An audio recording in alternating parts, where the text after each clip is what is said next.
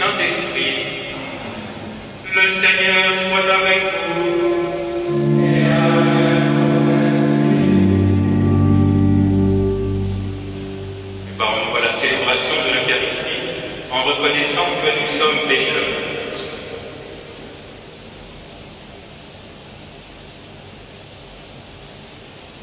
Je confesse à Dieu Tout-Puissant, je reconnais devant mes frères que j'ai péché en pensée, en parole, par action et par omission. Oui, j'ai vraiment péché. C'est pourquoi je supplie la Vierge Marie, les anges et tous les saints, et vous aussi mes frères, de prier pour moi le Seigneur notre Dieu. Que Dieu Tout-Puissant nous fasse miséricorde, qu'il nous pardonne nos péchés et nous conduise à la vie éternelle.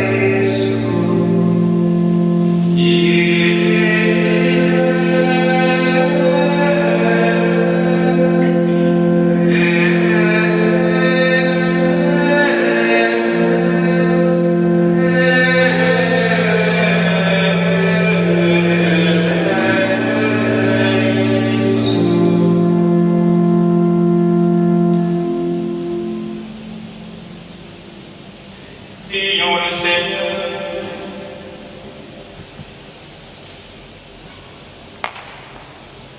Dieu qui a réconcilié avec toi toute l'humanité, en lui donnant ton propre Fils, augmente la foi du peuple chrétien, pour qu'il se hâte avec amour devant les fêtes pascales qui approchent. Par Jésus-Christ, ton Fils, notre Seigneur et notre Dieu, qui vit et règne avec toi dans l'unité du Saint-Esprit, maintenant et pour les siècles des siècles.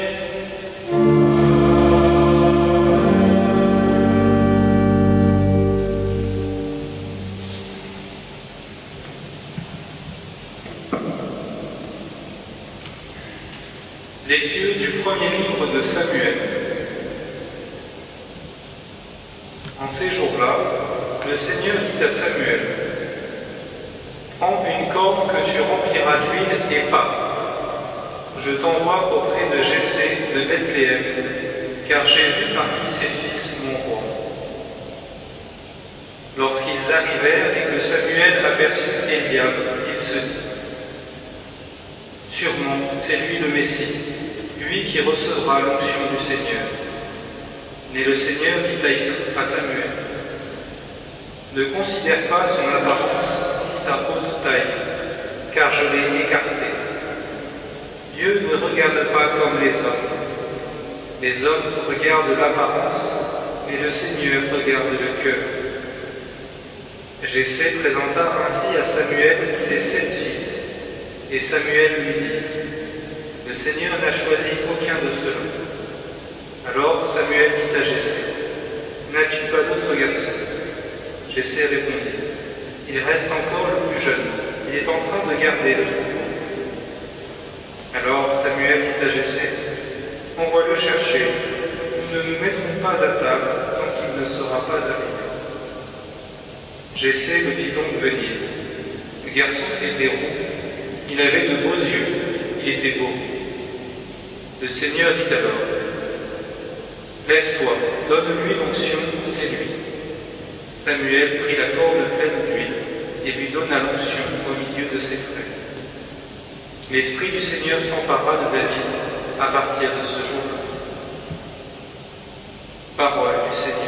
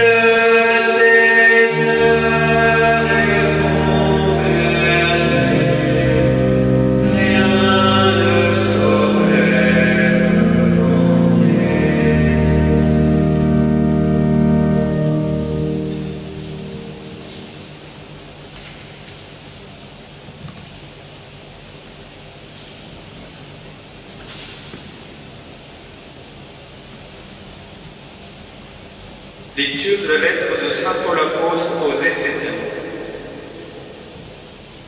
Frères, autrefois vous étiez ténèbres, maintenant dans le Seigneur vous êtes lumière. Conduisez-vous comme des enfants de lumière. Or la lumière a pour fruit tout ce qui est bonté, justice et vérité. Et sachez reconnaître ce qui est capable de plaire au Seigneur. Ne prenez aucune part aux activités des ténèbres. Elles ne produisent rien de bon. Démasquez-les plutôt. Ce que ces gens-là font en cachette, on a honte même d'en parler. Mais tout ce qui est démasqué est rendu manifeste par la lumière, et tout ce qui devient manifeste est lumière.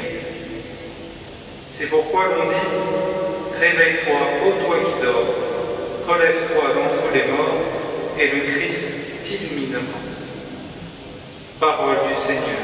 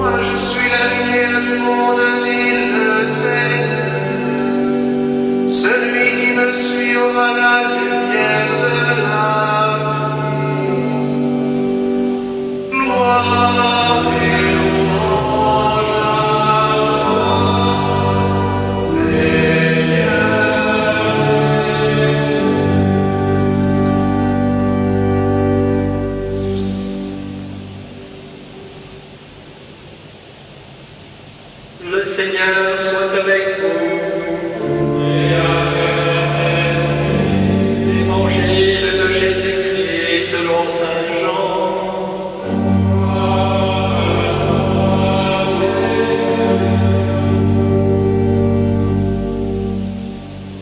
En ce temps-là, en sortant du temple, Jésus vit sur son passage un homme aveugle de naissance. Ses disciples l'interrogèrent. « Rabbi, qui a péché, lui ou ses parents, pour qu'il soit né aveugle ?» Jésus répondit, « Ni lui, ni ses parents n'ont péché, mais c'était pour que les œuvres de Dieu se manifestent en lui. Il nous faut travailler aux œuvres de celui qui m'a envoyé tant qu'il fait jour. La nuit vient où personne ne pourra plus y travailler. Aussi longtemps que je suis dans le monde, je suis la lumière du monde. » Cela dit, il cracha à terre et avec la salive, il fit de la boue. Puis il appliqua la boue sur les yeux de l'aveugle et lui dit « Va te laver à la piscine de Siloé ». Ce nom se traduit « envoyé ». L'aveugle y alla donc et il se lava. Quand il revint, il voyait. Ses voisins et ceux qui l'avaient observé auparavant, car il était mendiant, dirent alors, « N'est-ce pas celui qui se tenait là pour mendier ?» Les uns disaient, « C'est lui ». Les autres disaient, « Pas du tout, c'est quelqu'un qui lui ressemble. » Mais lui disait, « C'est bien moi. » Et on lui demandait, « Alors, comment tes yeux se sont-ils ouverts ?» Il répondit, « L'homme qu'on appelle Jésus a fait de la boue, il me l'a appliqué sur les yeux et il m'a dit, « Va à Siloé et lave-toi. » J'y suis donc allé et je me suis lavé. Alors j'ai vu. Ils lui dirent, « Et lui, où est-il » Il répondit, « Je ne sais pas. » On l'amène aux pharisiens, lui, l'ancien aveugle. Or, c'était un jour de sabbat que Jésus avait fait de la boue et lui avait ouvert les yeux. À leur tour, les pharisiens lui demandaient comment il pouvait voir. Il leur répondit, « Il m'a mis de la boue sur les yeux, je me suis lavé et je vois. » Parmi les pharisiens, certains disaient, « Cet homme-là n'est pas de Dieu, puisqu'il n'observe pas le repos du sabbat. » D'autres disaient, « Comment un homme pécheur peut-il accomplir des signes pareils ?» Ainsi donc, ils étaient divisés. Alors il s'adresse de nouveau à l'aveugle. « Et toi, que dis-tu de lui, puisqu'il t'a ouvert les yeux ?» Il dit, « C'est un prophète. » Or les Juifs ne voulaient pas croire que cet homme avait été aveugle et que maintenant il pouvait voir. C'est pourquoi ils convoquèrent ses parents et leur demandèrent, « Cet homme est bien votre fils, et vous dites qu'il est né aveugle. Comment se fait-il qu'à présent il voit ?» Les parents répondirent, « Nous savons bien que c'est notre fils et qu'il est né aveugle.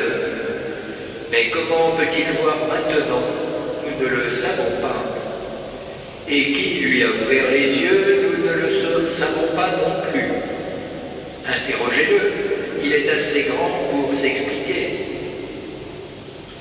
Ses parents parlaient ainsi parce qu'ils avaient peur des Juifs. En effet, ceux-ci s'étaient déjà mis d'accord pour exclure de leurs assemblées tous ceux qui déclareraient publiquement que Jésus est le Christ. Voilà pourquoi les parents avaient dit, « Il est assez grand, interrogez-le. »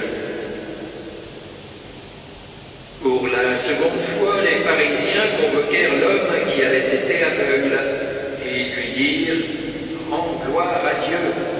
Nous savons, nous, que cet homme est un pécheur. » Il répondit, « Est-ce un pécheur?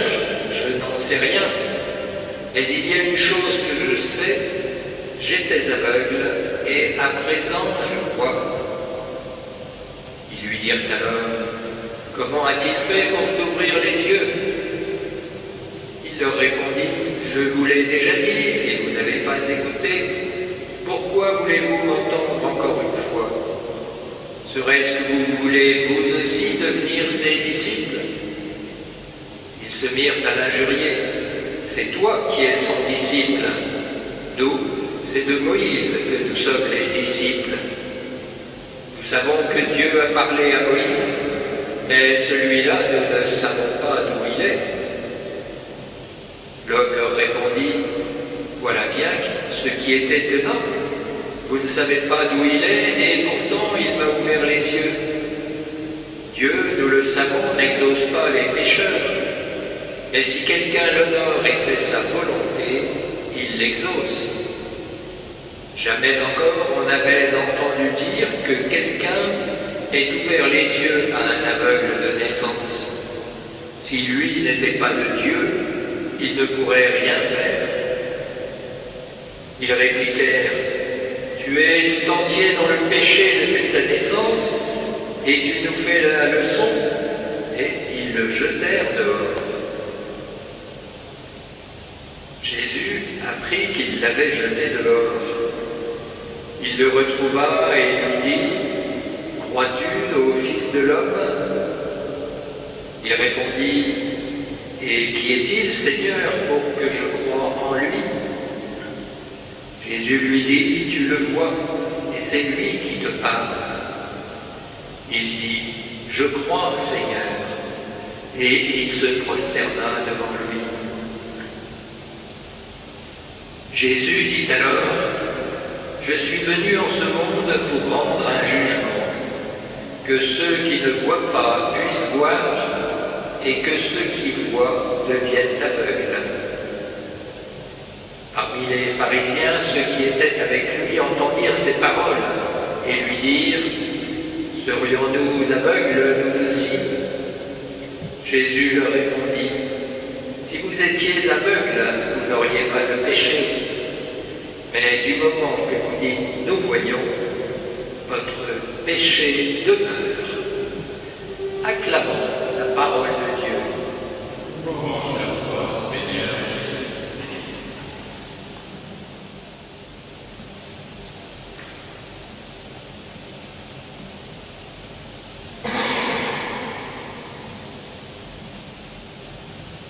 Chers frères et sœurs, c'est le deuxième dimanche que nous vivons confinés, où, tout en respectant les distances sanitaires, nous sommes rassemblés pour vivre cette Eucharistie, avec cette souffrance spirituelle de pouvoir communier, de pouvoir recevoir l'Eucharistie.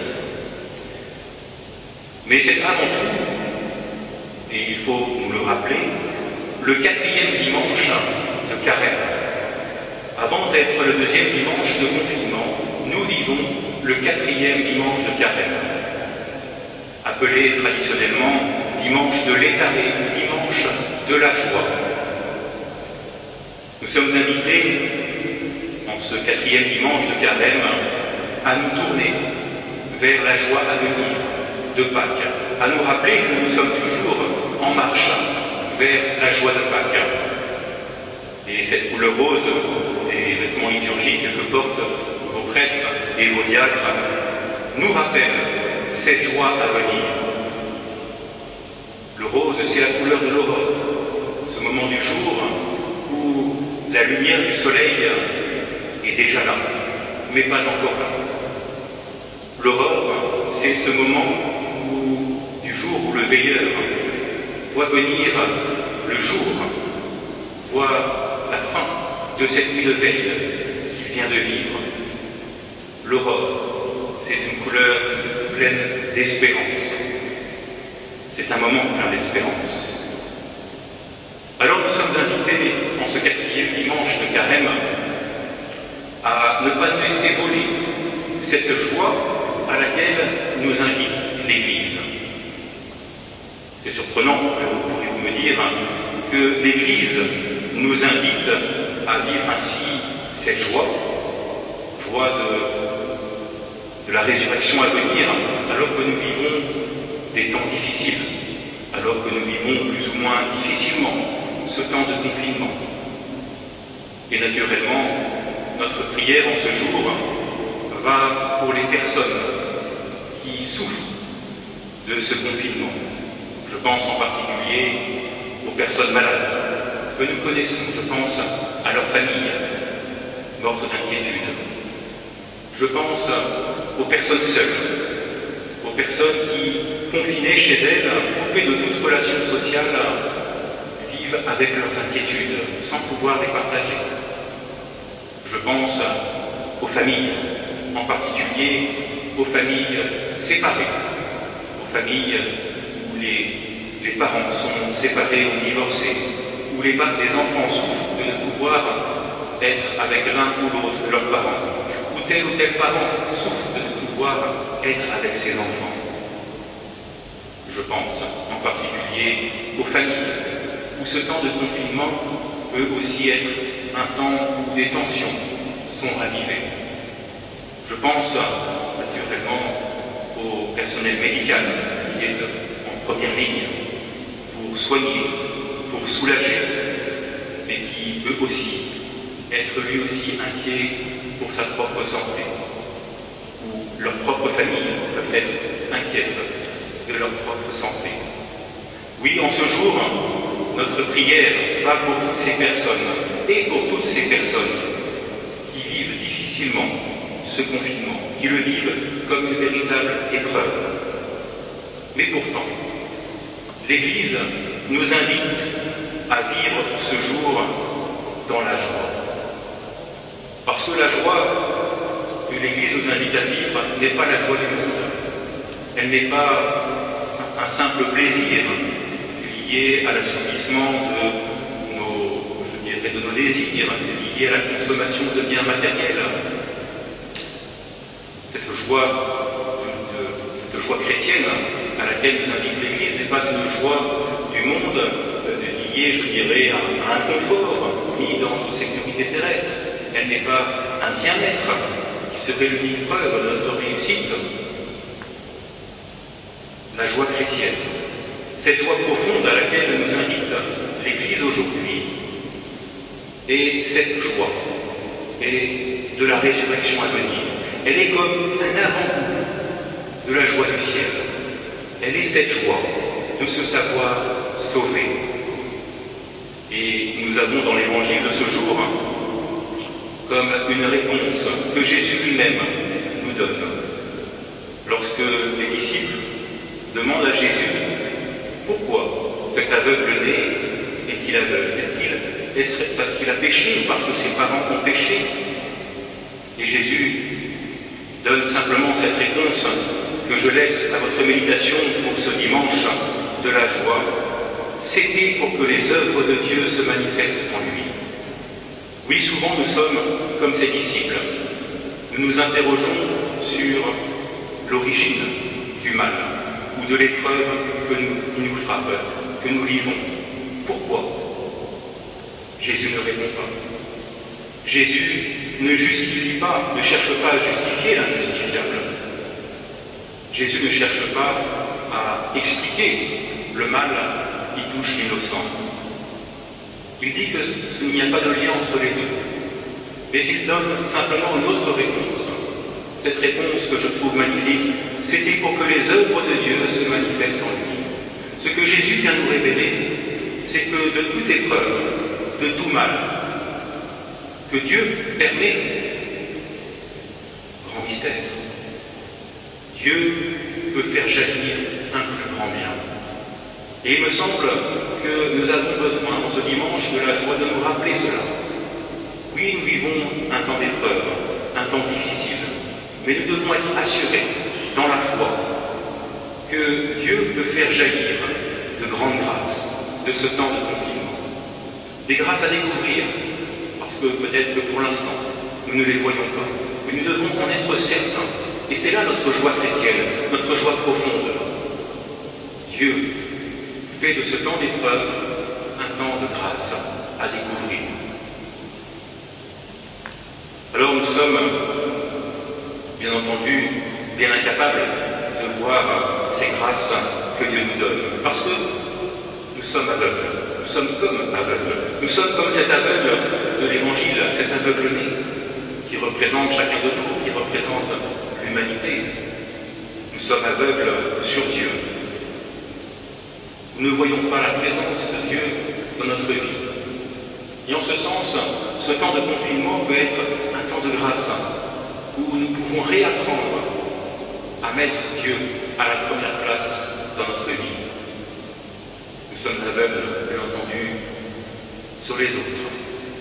Nous voyons les autres, mais un petit peu comme le prophète Samuel, nous les jugeons selon les apparences, selon des critères mondains, de réussite sociale, d'éducation, de diplôme, peu importe. Mais nous jugeons les autres selon les apparences.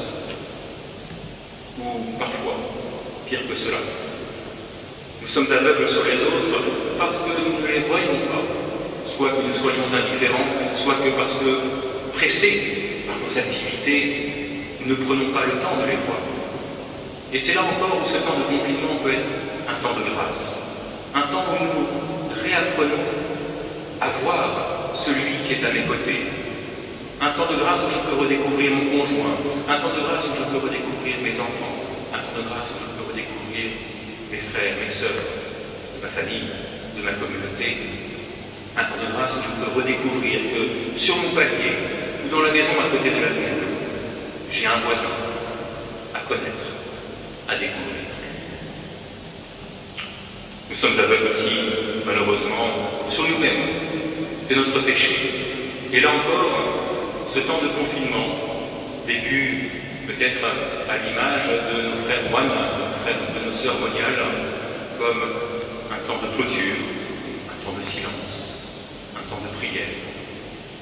Cela peut être un temps où nous redécouvrons ce regard de vérité sur nous-mêmes. Alors pour cela, parce que, rappelons-nous, nous sommes toujours dans ce temps liturgique du carême. Nous sommes toujours dans ce temps liturgique de la conversion qui doit nous conduire à la joie de Pâques, à goûter pleinement à cette joie de Pâques. Je voudrais vous proposer de troquer notre regard, notre façon de regarder les choses par le regard de Dieu. Oui, que ce temps de carême, ce temps associé à ce temps de confinement, soit l'occasion pour nous de vivre une véritable conversion du regard. Et pour cela, je voudrais vous proposer la lunette de Dieu, la longue vue si vous préférez, c'est ce que les marins utilisent pour voir au loin. La lunette de Dieu, comme toute lunette, comme toute longue vue, possède deux bagues. Une bague pour le grossissement, pour le zoom, et une bague pour la mise au point. Eh bien, c'est cette longue vue de Dieu qui va nous permettre de nous aider à vivre ce chemin de conversion de notre regard sur le monde, sur les événements, sur les autres, sur nous-mêmes, sur Dieu. D'abord, prenons la bague du grossissement, du zoom. Nous l'avons entendu dans la première lecture, le prophète Samuel cherche à discerner qui doit être le futur roi d'Israël. Et ces critères sont des critères humains. Il juge selon la force, selon l'expérience, selon l'apparence. Et Dieu ne fait pas comme les hommes. Car les hommes regardent l'apparence, mais Dieu voit le cœur. Et il choisit le plus petit, le moins expérimenté, le futur roi David. Nous aussi, nous sommes invités à vivre ce temps de carême, ce temps de confinement également, comme un temps où nous avons besoin de passer de ce regard sur les apparences vers un regard comme Dieu, un regard qui regarde le cœur des événements, le cœur des personnes, le cœur profond qui m'habite. Nous sommes invités pour cela à rester fidèles à notre prière familiale, conjugale, personnelle. C'est la prière, c'est le silence que nous prendrons, qui nous permettra d'approfondir ce regard, de passer d'un regard qui juge sur les apparences à un regard qui, comme Dieu, voit les intentions profondes. toujours sur cette longue vue, une deuxième vague. C'est la vague de la mise au point. Là encore, regardons dans l'Évangile le cheminement de l'aveugle-né. Lorsqu'on lui demande qui l'a guéri, il dit c'est l'homme qu'on appelle Jésus. Lorsque les pharisiens l'interrogent, et toi, que dis-tu de lui? C'est un prophète. Et lorsque Jésus lui demande, crois-tu au Fils de Dieu? Il répond, je crois, Seigneur. Il a fallu à l'aveugle-né toute cette mise au point. Il a fallu à l'aveugle-né tout ce cheminement pour découvrir que la personne qu'il a rencontrée et qui l'a guéri n'est pas un homme, n'est pas un prophète, il est Dieu. Alors nous aussi, dans ce temps de carême, dans ce temps de confinement également, acceptons le temps, ce cadeau que Dieu nous fait chaque jour, ce cadeau que nous avons besoin de redécouvrir, parce que c'est dans le temps que se découvre ce cheminement de la providence. C'est dans le temps que se découvre cette présence de Dieu à mes côtés. C'est dans le temps que se découvre et se goûte cette joie de la rencontre avec le Seigneur. Chers frères et sœurs, nous sommes pas simplement le deuxième dimanche de confinement, mais au quatrième dimanche de carême. Rappelons-nous que nous marchons toujours vers Pâques. Rappelons-nous que notre direction est toujours cette joie de Pâques, de pouvoir goûter à cette joie d'être sauvé. Et l'Église aujourd'hui nous invite à cet avant-goût, à vivre comme un avant-goût de cette joie de Pâques. Demandons la grâce pour nous-mêmes, pour chacun de nous, de pouvoir vivre ce temps comme un temps de conversion, et plus particulièrement une conversion de notre regard sur Dieu, sur les autres, sur nous-mêmes, sur les événements. Amen.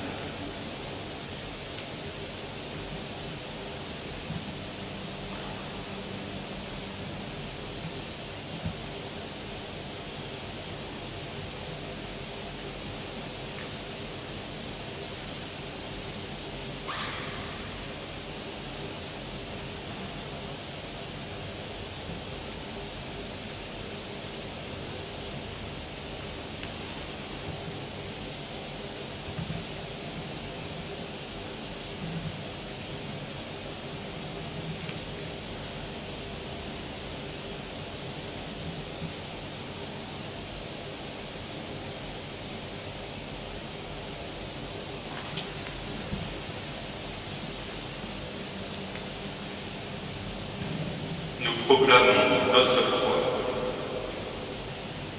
Je crois en un seul Dieu, le Père Tout-Puissant, Créateur du ciel et de la terre, de l'univers visible et invisible.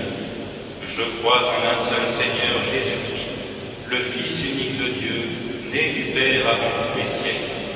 Il est Dieu né de Dieu, lumière né de la lumière, vrai Dieu né du vrai Dieu, engendré non pas créé, de même nature que le Père, et par lui tout a été fait. Pour nous les hommes et pour notre salut, il descendit du ciel. Par l'Esprit Saint, il a pris chair de la Vierge Marie et s'est fait homme.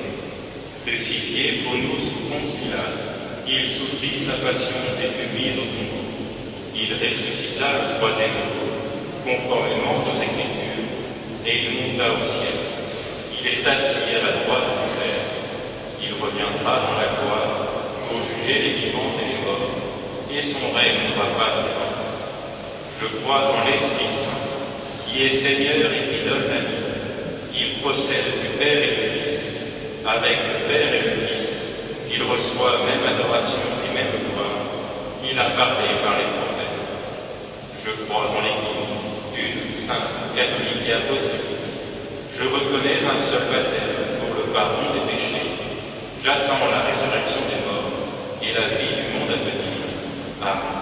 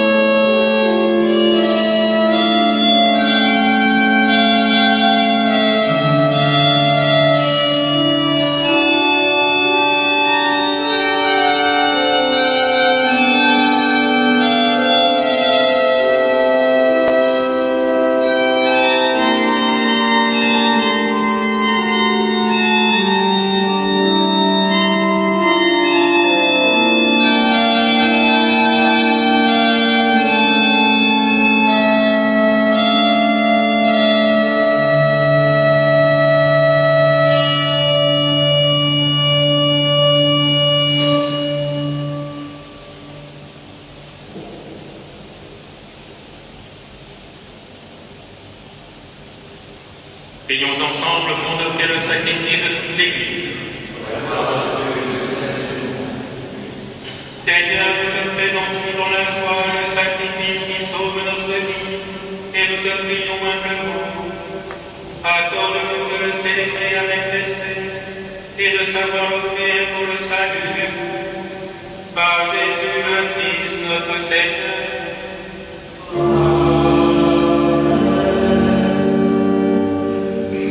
Le Seigneur soit avec vous.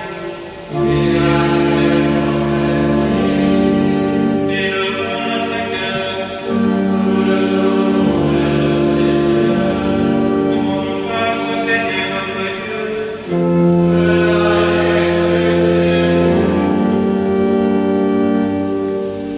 Vraiment, il est juste et bon de te rendre gloire, de t'offrir notre action de grâce toujours et en toujours. À toi, Père très saint, Dieu éternel et tout-puissant, par le Christ notre Seigneur. En prenant la condition humaine, il a guidé vers la lumière de l'amour l'humanité qui s'en allait dans les ténèbres. Et par le bain qui fait revenir, il a donné aux hommes nés dans le péché de devenir un grand fils de Dieu. Voilà pourquoi le ciel et la terre t'adorent, et te chantent leur hymne toujours nouvelle, et nous-mêmes qui sans notre voix à celle des anges, nous t'acclamons.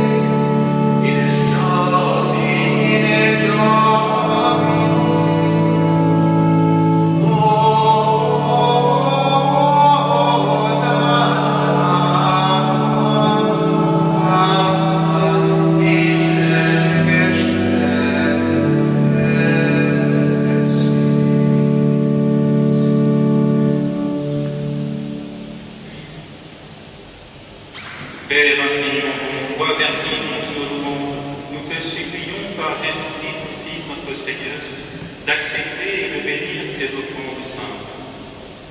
Nous te les présentons avant tout pour ta sainte Église catholique. Accorde-lui la paix et protège-la. Daigne la rassembler dans l'unité et la gouverner par toute la terre.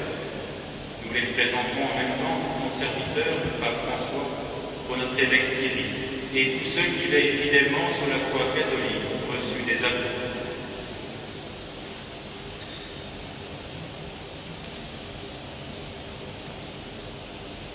Souviens-toi, Seigneur, de tes serviteurs et de tous ceux qui sont ici réunis, dont vous connaissez la croix et la magie. Nous t'offrons pour eux le corps de nous-mêmes et leur sacrifice de nous, pour leur propre rédemption, pour le salut qui nous espère, et ils te rendent cet hommage à toi, Dieu éternel et grand.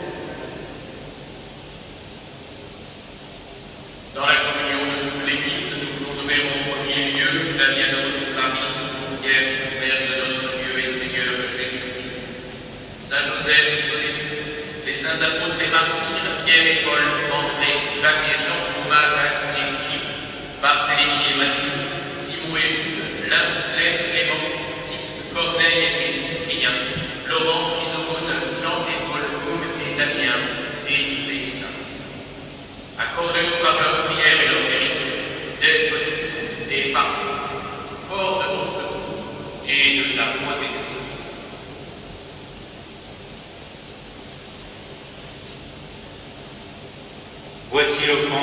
présentons devant toi, nous tes serviteurs et ta famille entière, dans ta bienveillance accepte-la. Assure toi-même la paix de notre vie, arrache-nous à la damnation et reçois-nous parmi tes élus.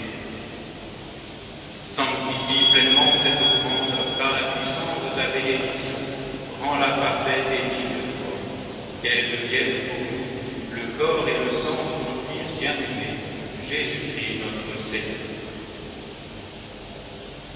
La veille de sa passion, il prit le pain dans ses mains très saintes, et les yeux levés au ciel vers toi, Dieu son Père Tout-Puissant, en te rendant grâce, il le bénit, le rompit, et le donna à ses disciples en disant: Prenez et mangez-en tous, ceci est mon corps, livré pour vous.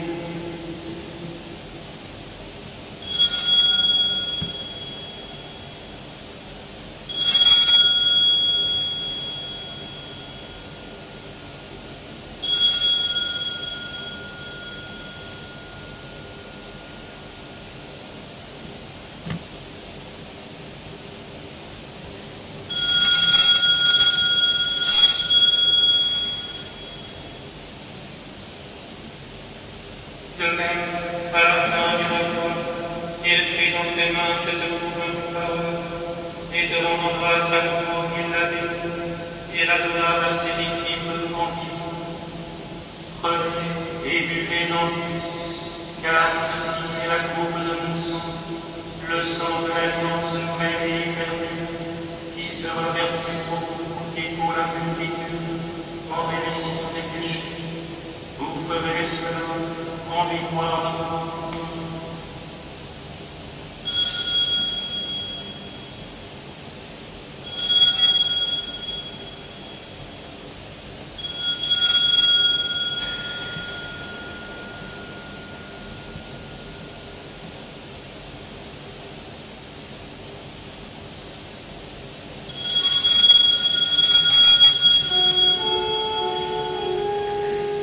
Il est grand le mystère de la foi.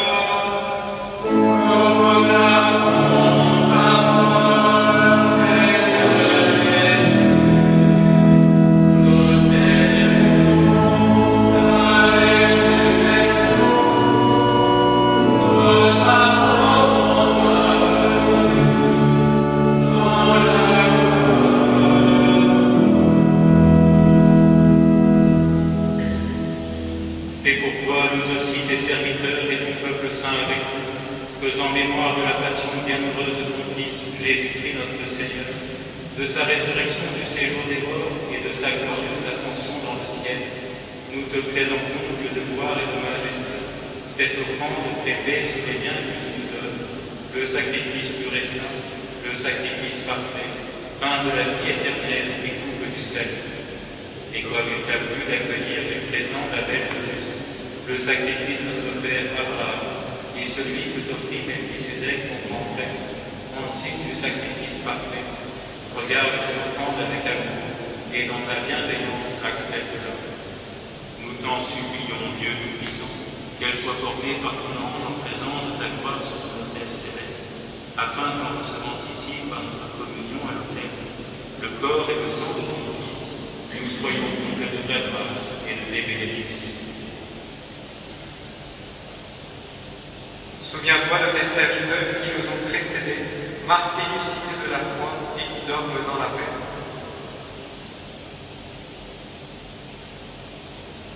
Pour eux et pour tous ceux qui reposent dans le Christ, nous implorons ta bonté, qu'ils entrent dans la joie, la paix et la vie.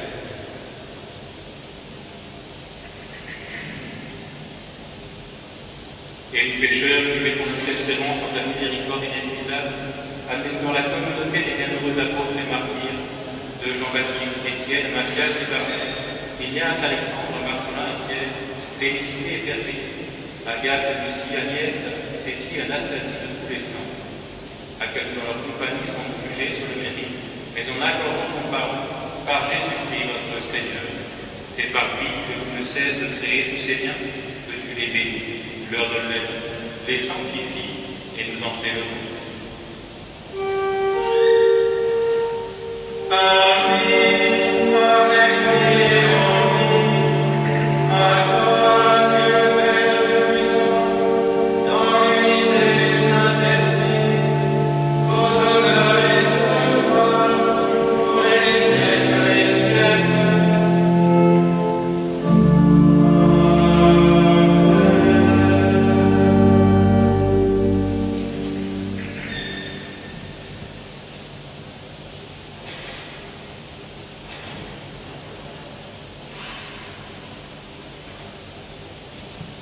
Comme nous l'avons appelé du Sauveur et selon son commandement, nous osons dire: Notre Père, qui es aux cieux, que ton nom soit sanctifié, que ton règne vienne, que ta volonté soit faite sur la terre comme au ciel.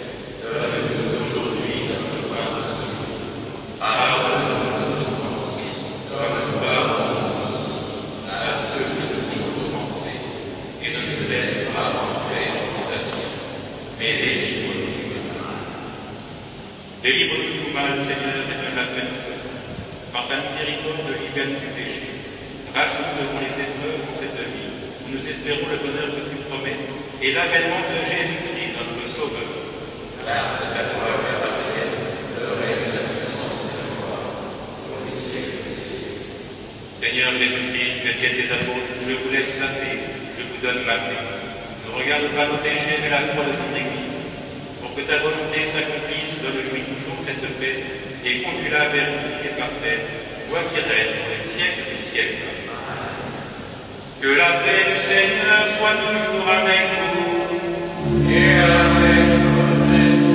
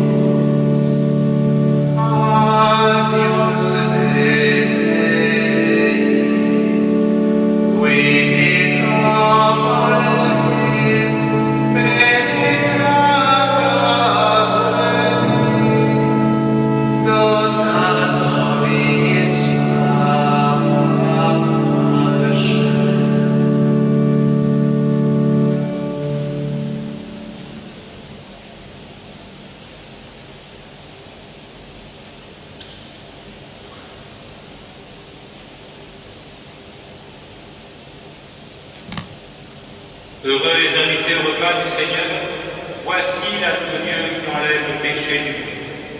Seigneur, je ne suis pas digne de te recevoir, mais dis seulement une parole et je serai guéri.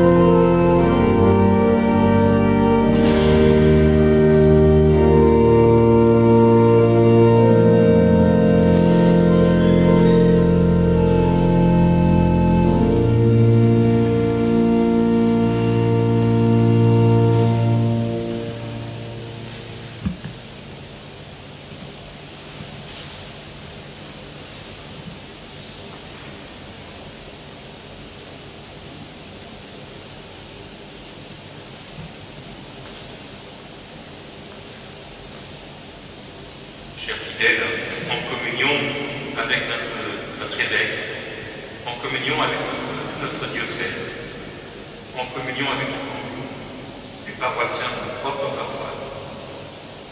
Nous nous tournons vers la Vierge Marie, en prenant cette prière en tant que péril à Notre-Dame de Rouen, que Monseigneur Chéret a rédigé. Vierge Marie, Mère de l'Église et notre Mère, en ce temps d'épreuve, nous venons nous abriter sous ton manteau de miséricorde. À Romain, tu as ranimé l'espérance dans les cœurs découragés. Viens aujourd'hui renforcer notre foi défaillante. Établis nos familles dans la confiance et dans la paix. Repousse l'ennemi invisible qui nous assaille et qui met à mal la santé de tant de nos frères et sœurs.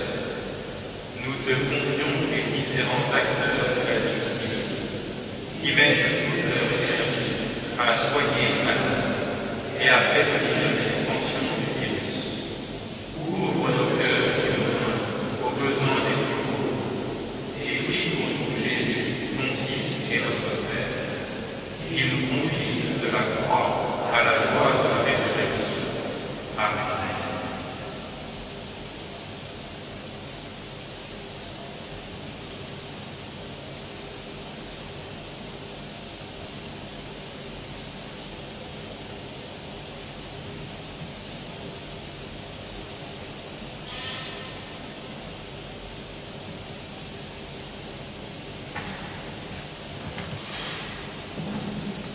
Prions le Seigneur.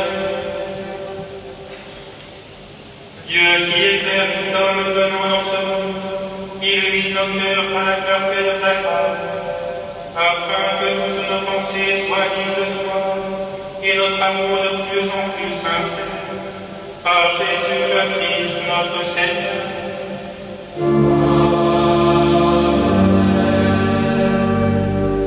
Le Seigneur soit avec vous. Que Dieu Tout-Puissant vous bénisse, le Père, le Fils et le Saint-Esprit. Amen.